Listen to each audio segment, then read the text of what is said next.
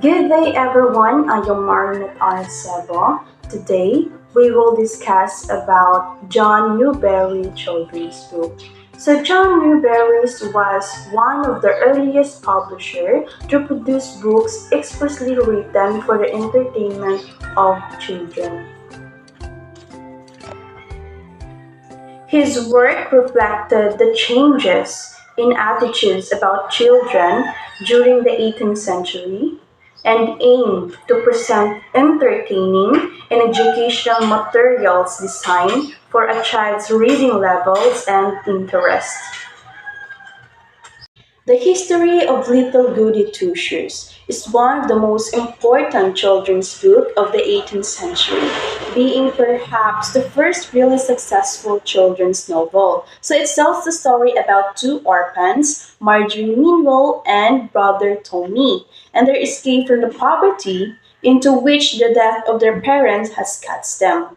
Dressed in rags and having only one shoe, Marjorie is given two shoes by a charitable gentleman. So through hard work, she became a school mistress. Before making a good impression on the local landowner and marrying him, she inherits his wealth when she is widowed. Although, in fact, her brother had returned from overseas with a fortune just in time for her wedding. So, providing Marjorie with a dowry, Marjorie's wealth enables her to help the poor just as she herself had been helped. So, she remains adamant that money is to be used for the good of others less fortunate than oneself, not for personal benefit. Despite the obvious moral dimension, with many lessons about the usefulness of moral virtues such as education, honesty, and rationality, Goody Two Shoes was clearly written to entertain. The first reporter of Group 5. I am Marcus Crisipania, and now my report is all about the time period of John Newberry era. During the Enlightenment, fresh attitude of human aspiration and human capabilities. Example, the attitude towards children reorientation of daily life that of the family and happiness. Okay? So, here is kailangan talaga na ang magulang natin ay mag-o-orient sa pag-uugali ng isang bata at sa kanilang pag-uugali din araw-araw. Ang magulang naman natin ang makakapaggabay sa kanila. And sa pag-uugali ng isang bata ay kailangang gabayan din ng magulang ang kanilang pag-iisip, lalo na sa emosyon na kanilang mabubuo, like kasiyahan, kalungkutan, or ano pa mang emosyon ang mabubuo ng isang bata sa pang-araw-araw na pag-uugali nila. Next, the changes in viewing children. Example, not inherently evil adult duties and responsibilities. Ito naman is, dito na nabubuo yung changes ng pagtingin sa mga bata. Example, hindi likas na kasamaan or yung attitude ng bata ay dapat natungkulin or gabayan ito ng mas nakakatanda dahil responsibilidad ng mga matatanda na tignan at gabayan ang isang pag-ugali ng isang bata. Accomplishment, ito naman yung mga successful na nagawa ni John Newberry era. Example here is the large profit, great demands, cheap publication, use touch flora paper as covers and brief ages. Combine imagination with concrete knowledge. First, to make children literature profitable with the literature realm of market. Si John Newberry kasi is yung mga nagawa niyang children literature is unang pumatok at kumita sa larangan ng pampanitikan ng pamilya. So let's proceed to publication. So, other works of John Newberry.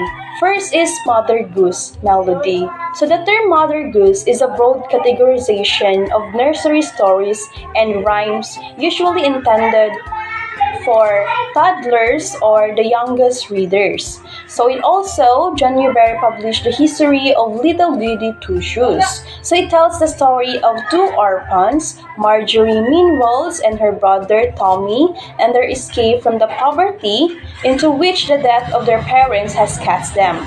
So and also, she published the entertaining history of Tommy Gingerbread, of a little boy who lived upon learning. So he also published the Newtonian system of philosophy adapted to the capacities of youngest gentlemen and ladies. Other works of John Newberry regarded moral tales, taught moral lesson, early act of prominently hint at an evil child such as breaking eggs and killing birds, etc. Proper act of charity and kindness will be followed with social reward. John Newberry was a famous English publisher and writer of children's literature during the 18th century. His works were known for this educational value and moral lessons. Overall, John Newberry works are characterized by their emphasis on moral values and the importance of education, hard work, and character development. They remain popular and influential today, having helped shape the genre of children's literature into what it is today. Influence of John Newberry allow children to gain new insight into a developing and changing world, widening intellect of middle and lower class children, self-improvement and amusement, natural philosophy and physics and astronomy, geography, natural history and philosophy presented and explained. Newberry books were educational. He believes that children's literature should not only entertain, but also teach children important moral and practical lessons. Many of his books included lessons about morality, manners, and good behavior. Newberry books were also fun. He understood that children's needs to be engaged and entertained in order to learn. So he wrote stories that were humorous, exciting, and full of adventures. In summary, John Newberry books had a significant influence on children's literature. It's helped to establish a standard for children's book, created culture of reading among children's, and wrote stories that were both educational and fun. Good morning, leaders. My name is Chrisley Chela T. Paunon. Tom Telescope is the most famous being the Newtonian system of philosophy adapted to the capacities of young gentlemen and ladies. First series of book was published written by John Newberry in 1713 to 1767. Second, sixth lecture. This book is the first edition, never before translated into English. Third, verify how the Enlightenment was spreading and its greater publication. Enlightenment is when you become educated about a particular courses of study of a particular religion. Fourth, very significant because it gives a simple outline on some of the most complex attitude of the universe and man's place in it.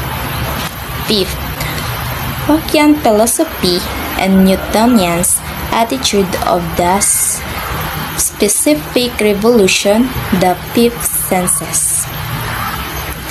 In November of 1690, Isaac Newton sends a long essay to his friend the philosopher and radical thinker John Locke. 6. Compassionate humanity is the joining in others' suffering and irrespective of their social or personal identity. It is the perspective that is any person suffering, there is a common humanity. 7. Hughie's success believed to have sold 25,000 to 30,000 copies between 1760 to 1800. Mirroring the Enlightenment, first new desire to entertain, delight, nurture, and love children. Love and affection are essential to a child's healthy brain development. A child's feeling about themselves, how to confidence they are, and how will they cope with stress are all affected by the way their parents respond to them. Compassionate and emphasis on education is a quality that involves nurturing, teaching, guiding, mentoring, and offering feeling of acceptance and belonging. This often makes compassion a core value in education setting where this feeling and behavior are helpful for both students and teachers. Liberal toward children. A liberal is someone on the left wings of politics that opposite of a conservative. Also, a liberal attitude toward anything means more tolerance for chance. Publish science and philosophy, one of the main goals of enlightenment. To enlightenment thinker, science was much more than a set of topics to be studied. Search for success, personal achievement, and profit.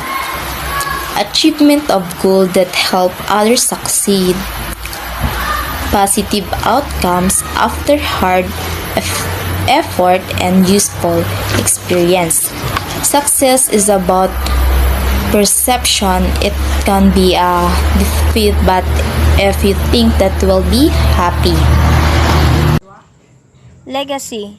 In 1972, Frederick Melcher established the Newberry Medal in honor of John Newberry, lasting influence. Presented by the American Library Associated that recognized the greatest children's book of the year.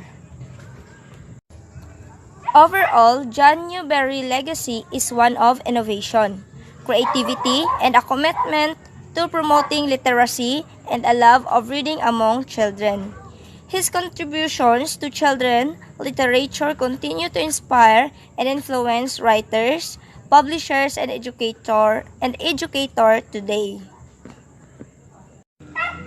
Ang legacy ng John Newberry ay isa sa inobasyon, pagkamalikhain at pangako sa pagtataguyod ng literacy at syempre pagmamahal sa pagbabasa sa mga bata.